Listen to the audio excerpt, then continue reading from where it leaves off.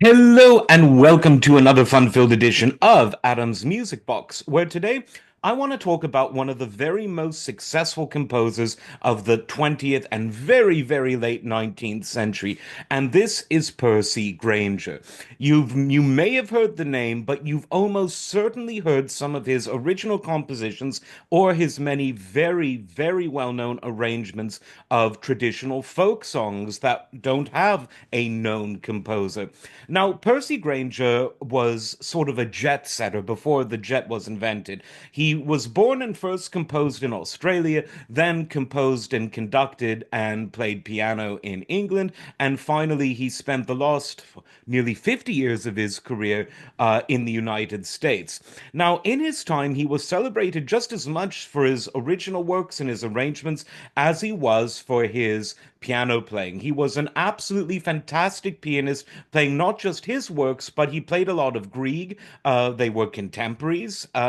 He played a lot of Schumann, big fan of Schumann. He played Handel. He played Bach, including his interesting and unique arrangements of Bach. He played Liszt. And luckily, most of these recordings are available. Not only the recordings he made of his own compositions, but him at the piano playing some of the greats of the era and before.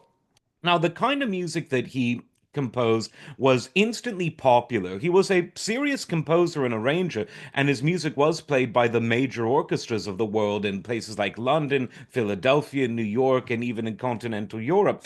But it's some of the music from the folkish traditions of both the Anglo-Saxon and Celtic worlds that have really made him so enduring to this day. Think of things like Molly on the Shore, Shepherd's Hay, Country Gardens.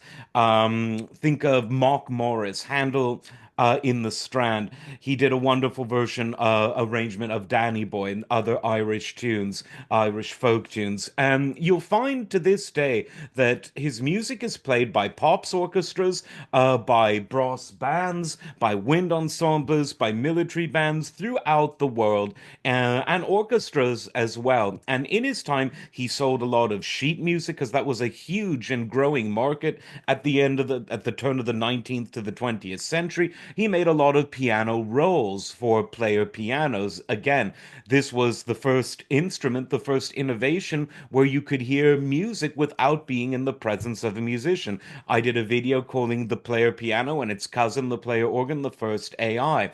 And so he was very successful with all of these new technologies and all of these growing industries. And he lived a very long life. He was born in the 1870s and he lived up until the 1950s. And he remained pretty active, both as a performer and as a composer, throughout much of this era. Now, this is what raises an interesting question. When most people think sort of 20th century music in the classical compositional world, they've sort of been programmed to think, oh, atonal stuff, stuff that isn't easy on the ear, stuff that's challenging, stuff that's weird, stuff that's even repellent. And it didn't need to be that way because it, in fact, wasn't that way. There were lots of wonderful composers making very accessible and very melodic and very beautiful, aesthetically pleasing music at that time, Percy Grainger being one of them.